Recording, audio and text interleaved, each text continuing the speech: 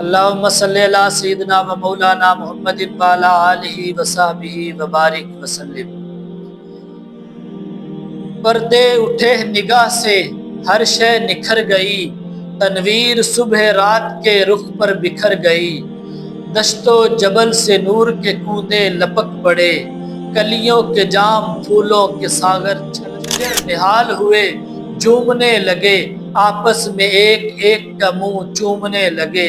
کرنوں کا رقص ہونے لگا برگ و بار پر، فردوس عکس ریز ہے ہر لال ازار پر۔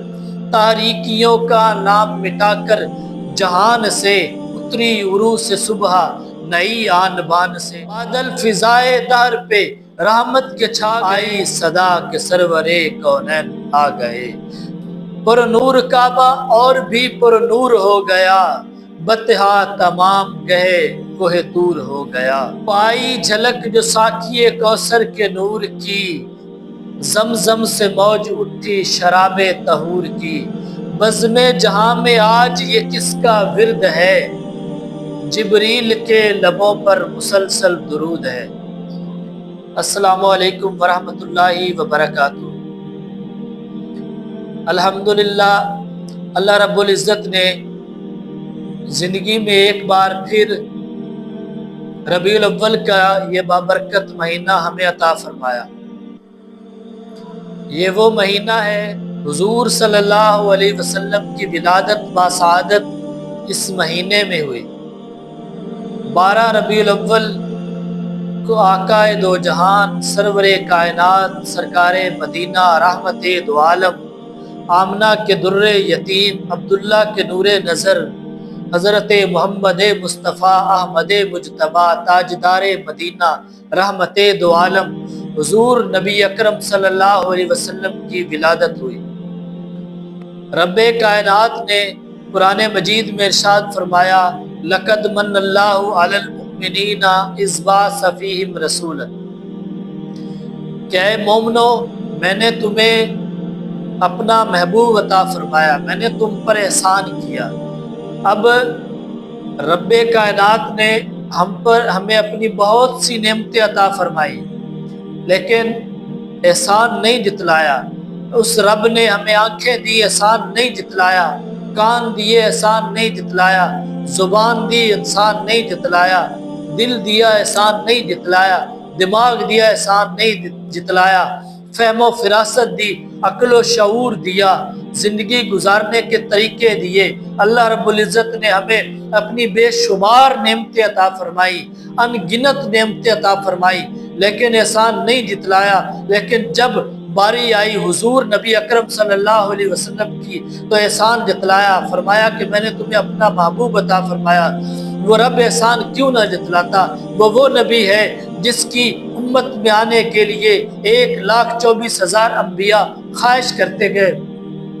ابراہیم کہتا ہے کہ یا باری تعالیٰ مجھے نبی نہ بنا، حضور کا امتی بنا دے۔ موسیٰ علیہ السلام کہتے ہیں مجھے نبی نہ بنا، مجھے حضور کا امتی بنا دے۔ عیسیٰ علیہ السلام فرماتے ہیں کہ مجھے نبوت نہیں چاہیے، مجھے حضور کا امتی بنا دے۔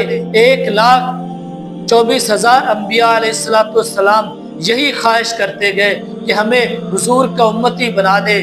ہم کیسے خوش نصیب لوگ ہیں کہ جن کو حضور کے امتی ہونے کا شرف ہے، تو ہمیں اللہ نے وہ نعمت عطا فرمائی۔ جب اللہ کوئی نعمت عطا فرماتا ہے تو اس پر انسان کو شکر ادا کرنا چاہیے۔ حضور کی آمد پر شکر ادا کریں، حضور کی آمد پر جشن کریں، حضور کی آمد پر خوشیاں منائیں، حضور کی آمد پر اپنے گھروں میں چراغاں کریں، حضور کی آمد پر اپنے گھروں کو سجائیں، حضور کی آمد پر اپنے دلوں کو سجائیں، حضور کی آمد پر اپنے دلوں کو اس طرح سجائیں کہ اپنے دلوں سے کینہ، بغض، اناد، عداوتیں ختم کر دیں، آپس میں ایک دوسرے کے ساتھ بھائی بھائی بن جائیں، آپس کی نفرتیں ختم کر دیں۔ یہ حضور کی تعلیمات پر عمل کریں، حضور کی زندگی پر عمل کریں، حضور کی سیرت کو اپنائیں، کیونکہ میلاد صرف جشن منانے کا نام نہیں ہے، میلاد صرف خوشیاں کرنے کا نام نہیں ہے، میلاد صرف حضور چراغاں کرنے کا نام نہیں ہے۔ میلاد، اصل میلاد یہ ہے کہ حضور کی سیرت پر عمل کرے، حضور کے بتائے ہوئے طریقوں پر عمل، سیرت طیبہ کا مطالعہ کرے، درود پاک کثرت سے پڑھے، درود پاک کا کثرت سے ورد کرے۔ اس مہینے میں خاص طور پر زیادہ، ویسے تو عام طور پر درود ہر وقت پڑھنا چاہیے۔ علماء فرماتے ہیں کہ کوئی ایسی جو عبادت ہے وہ آپ دعویٰ نہیں کر سکتے کہ یہ قبول ہے، لیکن درود پاک ایک ایسی عبادت ہے کہ جو دعویٰ کر سکتا ہے انسان کی یہ میری قبول ہی قبول ہے۔